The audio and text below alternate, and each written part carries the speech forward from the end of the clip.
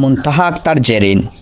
7 দিন আগে নিখোঁজ হয় কানাইঘাট উপজেলার বীরদল গ্রামের এই ফুটফুটে শিশুটি। অনেক খোঁজাখুঁজির পর গতকাল পাশের বাড়ির মর্জিনার মা নর্দমা থেকে তুলে পুকুরে ফেলানোর সময় স্থানীয়রা আটক করেন। স্থানীয়রা বলেন, একসময় মর্জিনা ছিলেন মুনতাহার প্রাইভেট শিক্ষক এবং মর্জিনার মা ভিক্ষাবৃত্তি করতেন। মুনতাহার টিউশন টিচার ছিলেন, যিনি অপহরণ করেছেন।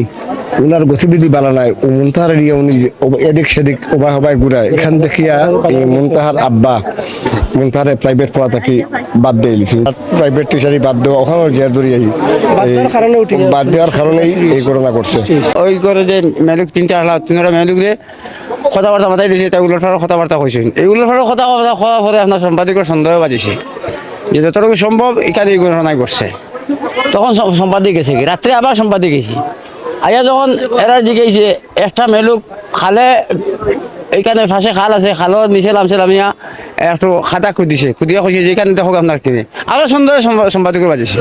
বাজার পরে আপনার এই যে মুনতাহার অভিভাবক যে আপনারা থানা আনা থানা ইয়ে মার্জিয়ারে অ্যারেস্ট করে নৌকা, সাথে সাথে থানার কাছে কল করে থানা দিয়ে মার্জিয়ারে অ্যারেস্ট করে নেওয়ার পরে আপনারা সরে দিয়ে গেছেন।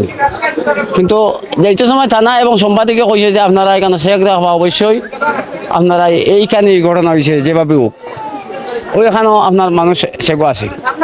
সেগো থাকার অবস্থানে রাত অনুমান 3টা সাড়ে 3টার সময় ওই মার্জিয়ার মায় তাইর ঘরের ফাঁসে থাকি দক্ষিণ সাইড থাকি ওই মুনতাহারে উঠাইয়া আমি আরো ফুসকুন্দি নিয়ে ফেলানোর চেষ্টা করছে।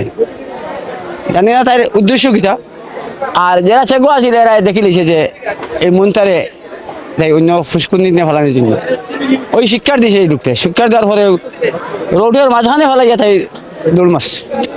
দৌড়ের সাথে যে চেগো আছিল হে গিয়া অ্যাটাক করছে। স্থানীয়দের দাবি, জড়িত সকলের যেন ফাঁসি কার্যকর হয়। মহিলার সাথে সংশ্লিষ্ট জড়িত আরো কিছু মানুষ থাকার সম্ভাবনা রয়েছে অবশ্যই, এবং যারা জড়িত আছেন তারারও আইনের ভিতরে আনিয়ে আমরা এটাই চাইলাম যে তারারও সর্বোচ্চ শাস্তি নিশ্চিত করা হোক, যাতে আর কোনো মায়ের বুক খালি না হয়।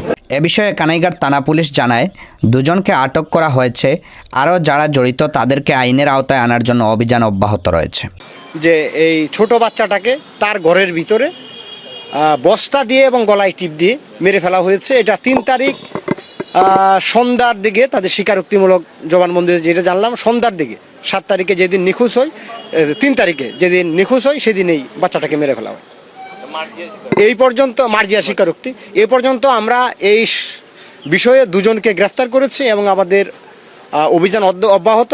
আরও কিছু মানুষের নাম আমাদের কাছে আসছে, আমরা তাদেরকে আটক করার জন্য আমাদের বিভিন্নভাবে অভিযান পরিচালনা করছি।